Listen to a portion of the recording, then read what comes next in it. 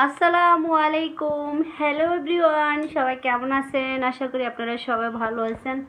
আমিও আল্লাহর অশেষ রহমতে আলহামদুলিল্লাহ এই তো আছি ভালো মোটামুটি।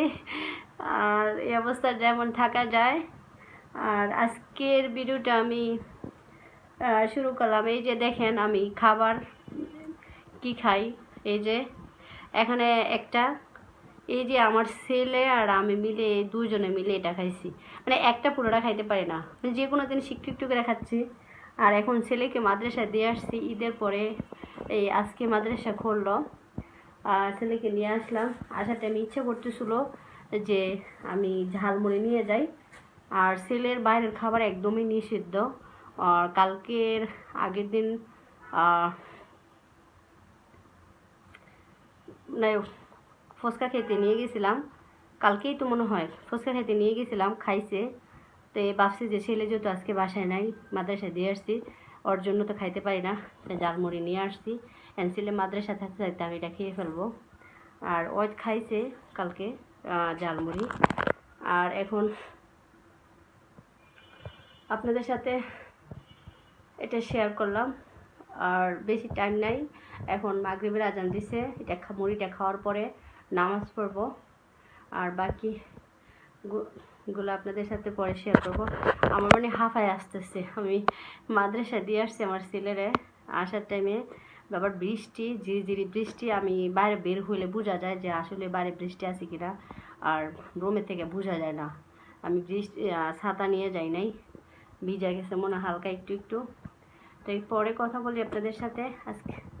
আর পুরো ভিডিওটা কন্টিনিউ করতে থাকুন। যদি ভালো লেগে থাকে সবাই লাইক কমেন্ট শেয়ার করে দিবেন এবং সাবস্ক্রাইব করে দিবেন।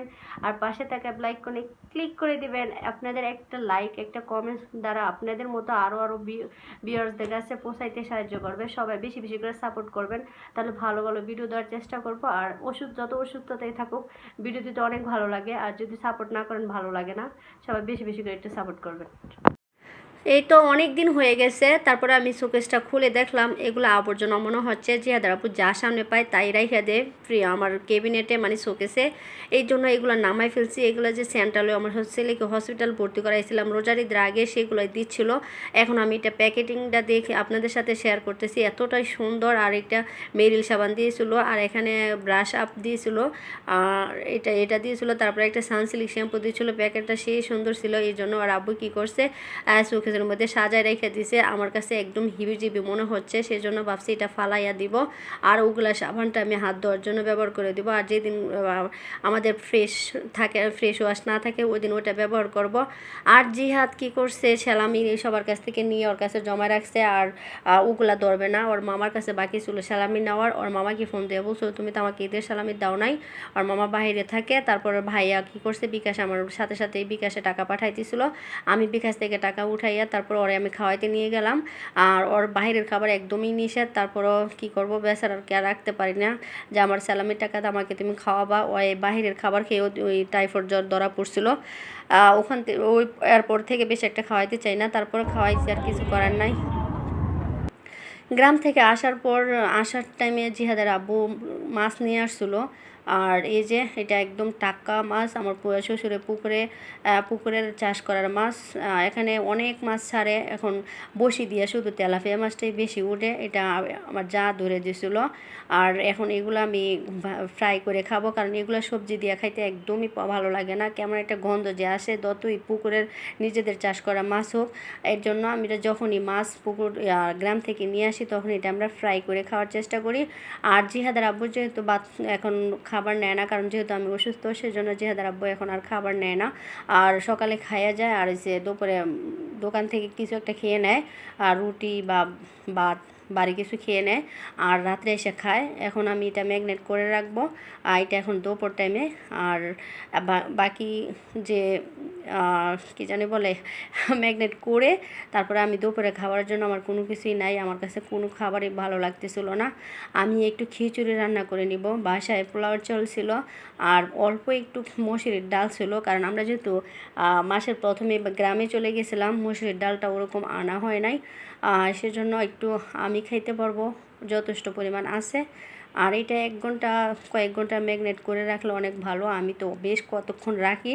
আর এটা আধা ঘন্টা আগে নামাইয়া তারপরে এটা আমি ভাজি, একদম বারবিকিউর মতো মনে হয়। আমি এটা দিয়ে অনেক টাইম নিয়ে এটা আমি ভাজি, আর বেশি ডুবা তেলে ভাজতে হয়, তাহলে সে অনেক স্বাদ লাগে। এই তো এটা এখন আমি এটা দিয়ে তারপর আমার জন্য খিচুড়ি বসাতে চলে গেলাম।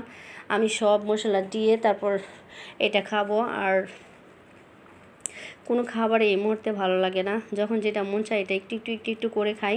এই খাবারটা মনে হইতেছে যে একটু খেতে পারবো, এই জন্য এটা করে নিলাম। তারপর রাত্র হয়ে গেছে, এখন আমি মাছগুলা ফ্রাই করে নিব, কারণ যে রাত্রে করছি, কারণ কি খাওয়ার টাইমে যদি গরম থাকে তাহলে মাছটা অনেক অনেক ভালো লাগে। 4টা মাছ নিয়ে নিয়েছি, একটা জিহাদার আব্বুর, একটা জিহাদার, একটা আমার, আর একটা আমার আম্মুকে দিব। আর আমার আম্মুকে ফোন দিয়েছি আসার জন্য। আর আমি কয়েকটা পান্তা পাতা রাখছিলাম, কারণ বাজি মাছ দিয়ে পান্তা পাতায় খেতে সবারই পছন্দ, সেম আমারও। এর জন্য আমি খুব ভালো লাগতেছিলো, খাচ্ছি যে খুব তৃপ্তি সহকারে খাচ্ছি। আর এই যে এখানে শুকনো মরিচ দিয়ে খেতে তো সে স্বাদ। আর আজকে ভিডিওটা আপনাদের কেমন লাগছে সবাই একটু কমেন্টস করে জানাবেন। আর কে কোন জেলা থেকে দেখছেন একটু কমেন্টস করে যাবেন। আমার মতন এরকম পান্তা ভাত দিয়ে কে মাছ খেতে পছন্দ করেন এটাও জানিয়ে যাবেন। আজকের ভিডিওটা এই পর্যন্ত। আল্লাহ হাফেজ।